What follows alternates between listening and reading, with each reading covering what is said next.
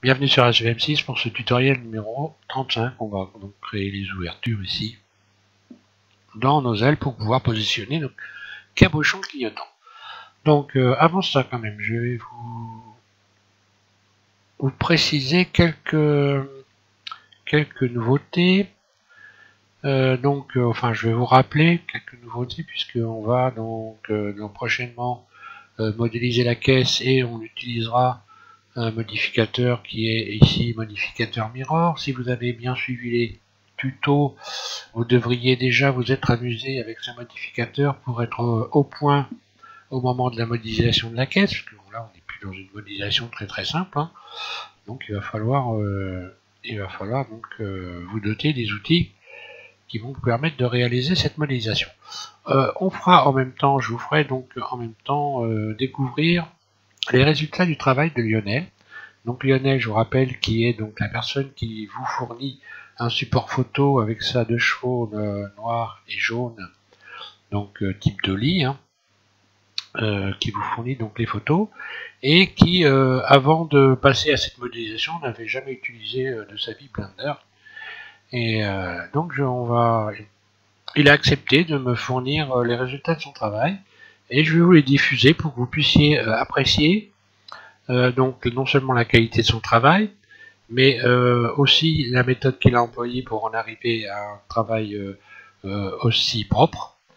Donc je pense que vu les résultats qu'il a obtenus, il est bon de préciser ce qu'il a fait dans son travail pour y arriver, hein, la procédure, enfin de la façon dont il a procédé, pour être clair. Et puis donc vous aurez là la démonstration que en n'ayant pas, on va dire, surchargé ces tutoriels d'un tas d'éléments qui font que on perd un petit peu le fil avec Blender.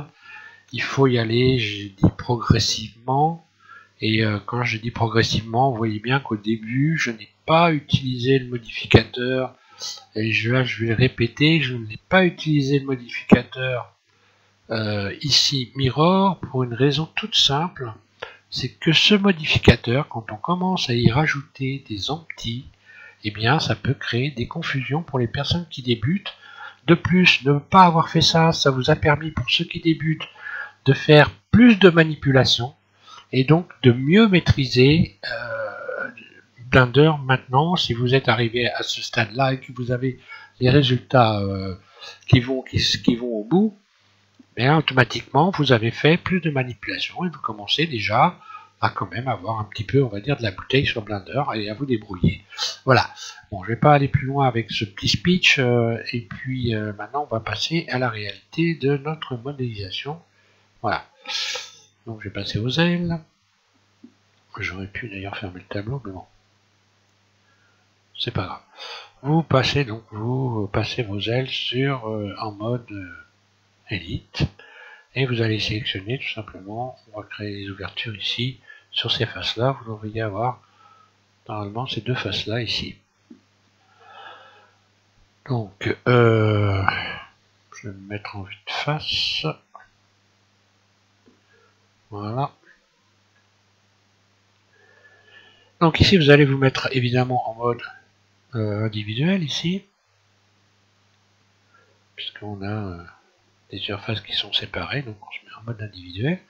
Vous allez faire Alt en continu E derrière, ce qui vous ouvre cette petite fenêtre. Puis vous allez cliquer sur face individuelle, tout de suite derrière un clic gauche.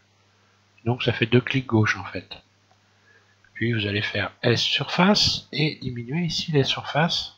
Donc créer des surfaces, des faces internes aux faces existantes, aux faces sélectionnées. Une fois qu'on a fait ça, on va pouvoir ici sélectionner le manipulateur de déformation pour essayer de transformer ces, disons, on va dire, ce qui ressemble à un rectangle, on va essayer de le transformer à peu près en carré. Comme ceci. Vous transformez, vous essayez de faire une surface qui ressemble à un carré dans un premier temps, puis on va faire glisser ces vertices de chaque côté pour retrouver une forme effectivement un peu plus carrée encore. Donc je vais faire GG et je ramène comme ceci légèrement GG, donc double G, hein, de telle sorte, voilà, pour faire en sorte d'avoir ici deux surfaces qui soient comme ceci, relativement carrées. Je vais donc revoir la surface comme ceci, la réduire un petit peu. De toute façon, ça peut se régler après. Hein, donc, Puis, on va donc subdiviser ces surfaces. Ici, vous subdivisez deux fois. Vous faites donc X et vous retirez les faces. X, face. Ce qui vous crée ces ouvertures-là. Ici, vous n'avez plus qu'à vous mettre ici. Sélectionnez donc le mode vertice. Sélectionnez donc tous les tours. Ici. Hop là. Donc, Shift Alt en continu, un clic droit sur le bord de votre figure, de vos deux carrés. Et puis, vous allez faire W, donc toujours en mode individuel, bien sûr, W, cercle.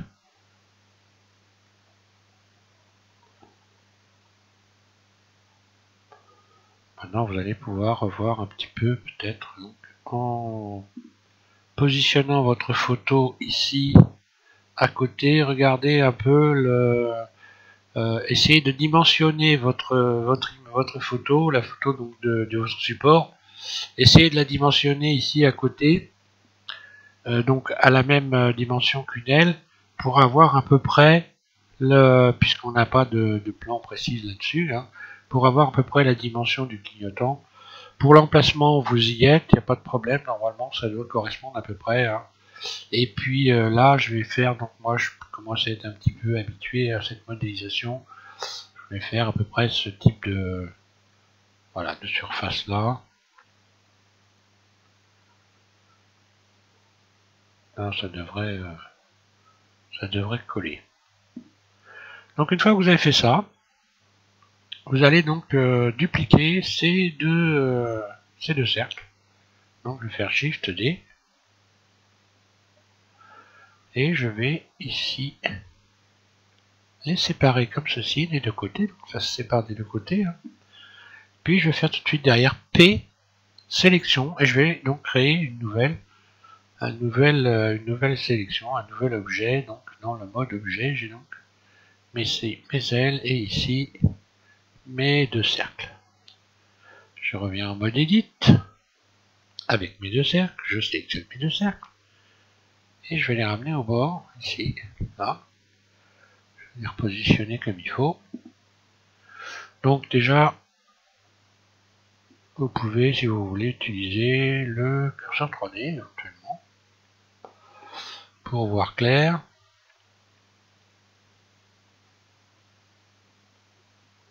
Là, vous les repositionnez au bord. Une fois que vous avez fait ça, vous en remettez donc, oui, en barrissante surtout. Et là, on va faire extrude surface, donc en individuel, hein. Origine individuelle, extrude surface, et on va créer donc les bords, les tours de nos cabochons de clignotants. Voilà. Ça vous fait ça. Puis ensuite, extrude avec la poignée de, donc ici de déplacement. On extrude comme ceci, donc l'épaisseur du tour de l'espèce d'anneau qu'il y a autour des clignotants. Je me remets en vue de face pour... Donc pour se mettre en vue de face, c'est CTRL3. Puis si vous voulez être en vue de face sans perspective, vous cliquez sur 5. Je sais pas si j'ai déjà dit ça. Comme ça, vous n'avez pas une vue en perspective. Vous êtes bien pile en face. Ensuite, vous allez faire donc... Je vais en prendre un puisque un ça suffit. Vous allez donc refaire extrude surface pour refermer comme ceci.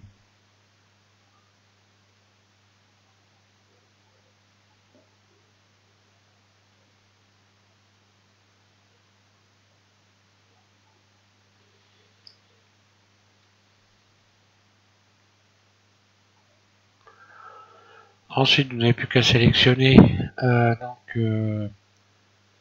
Shift, Alt, un clic droit, les deux faces qui sont de ce côté-là. Et on va fermer tout ça. Donc, Shift, Alt, voilà. Et je vais tenter que c'est une chose que je n'ai pas encore faite avec ce genre de figure. Je ne sais pas si ça va marcher, je vais essayer. Je vais essayer de faire un bridge, donc en mode individuel.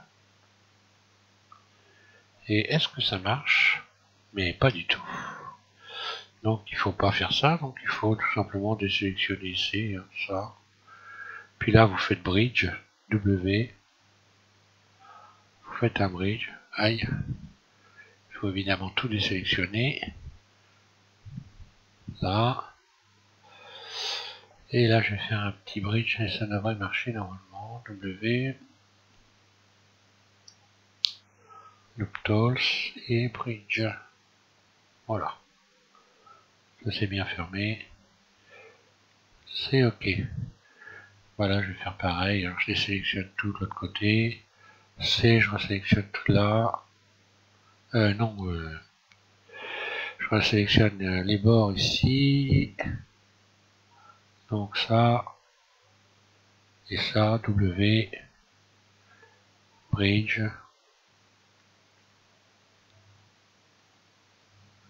Voilà, une fois que vous avez fait ça, vous rajoutez de chaque côté les rayons pour redonner une forme ici autour,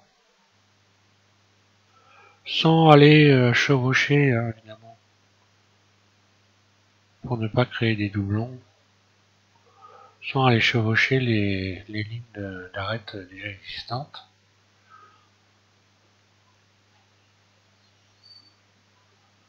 Voilà. De l'autre côté, je fais pareil. Bon, là, on n'est pas au micron. Donc, voilà. Et puis, l'intérieur aussi, évidemment, ce que j'ai oublié de faire, voilà.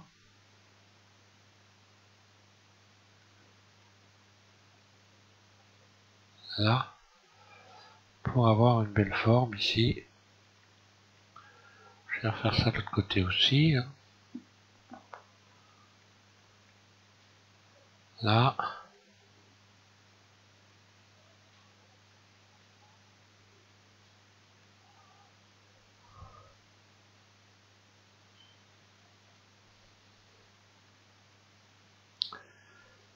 Et normalement. Donc vous voyez, si ça n'a pas la même couleur que vos ailes, c'est simplement parce qu'il faut ici recalculer le tout. Donc on va aller dans évidemment en mode edit. Vous sélectionnez tout. Ici vous allez dans l'ombrage et vous faites recalculer.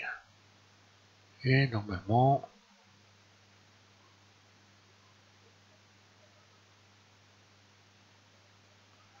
tiens. Qu'est-ce donc? Bon, ça n'a pas une immense importance, de toute façon, là, il ne veut pas revenir, je sais pas pourquoi. Quand j'ai sélectionné toutes les faces.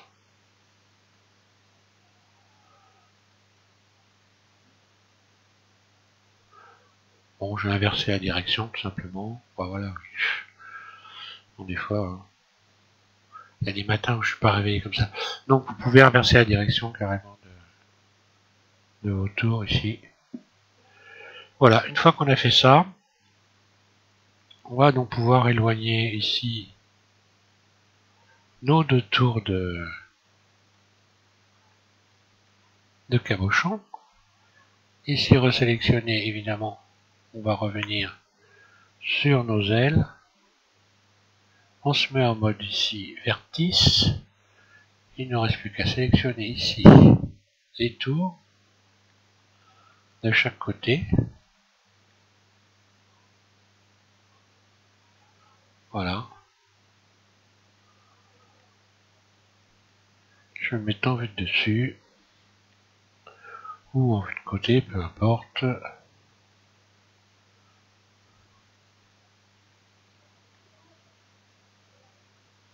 Si vous en vue de dessus, Puis en mode transparent, Z, comme ça je vais voir. Donc je vais extruder vers l'intérieur. Extrude.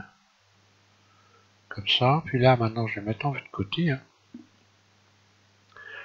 Donc sur le 1, centré. Donc 1 puis 5.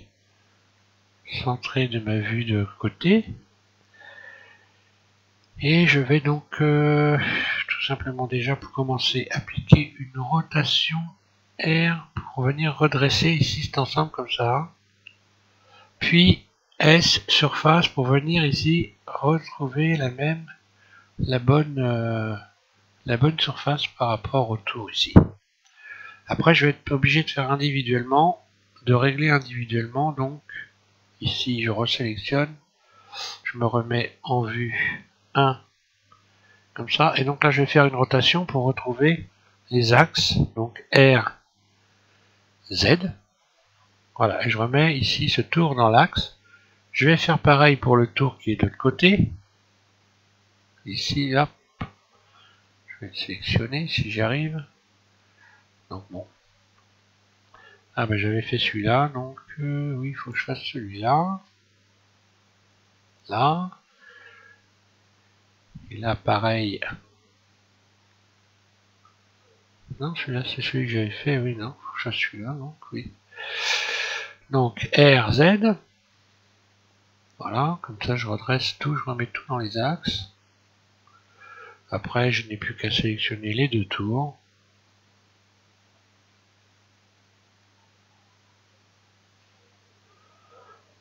Donc, je sélectionne les deux tours, hein.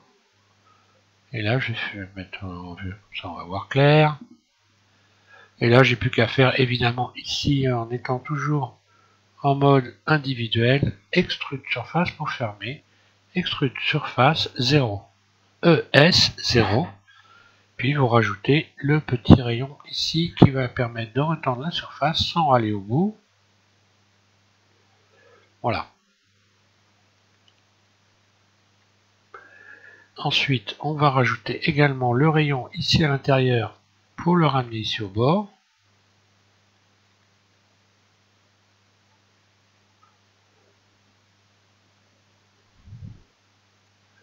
Qui va nous permettre d'avoir une fermeture correcte. Voilà. Donc là, vous avez créé vos ouvertures, elles sont fermées. Bon, j'ai un peu exagéré sur la longueur ici, hein, donc vous rectifierez. Pour qu'on voie ça clairement, je vais mettre en mode matériaux. Donc oui, je suis allé un peu trop loin, mais bon, on s'en fiche, c'est pas le problème. Ensuite, il faut ramener donc vos tours ici, donc de cabochons clignotants que vous positionnez comme ça. Après, vous n'avez plus qu'à importer vos... Alors là, je ne vais pas vous expliquer comment il faut faire pour importer, parce que à ce stade de la modélisation, vous êtes capable d'importer et de placer vos cabochons à l'intérieur, hein, sans problème, normalement. Après, fiez-vous aux photos. Le cabochon n'est pas complètement rentré ici. Hein, il faut qu'il y ait une surface qui soit apparente autour du cabochon à cet endroit-là. Donc voilà, vous positionnez vos cabochons correctement. Maintenant, vous avez les éléments pour arriver à finir ces cabochons clignotants. On passera donc ensuite, je vous l'ai dit, à la modélisation de la caisse, et puis on va faire un petit tour d'horizon du travail de Lionel, pour que vous puissiez apprécier ce qu'il est arrivé à faire en partant de 0. Voilà. Je vous remercie de suivre mes tutos sur SVM6, et puis je vous invite à suivre le prochain. Voilà, merci.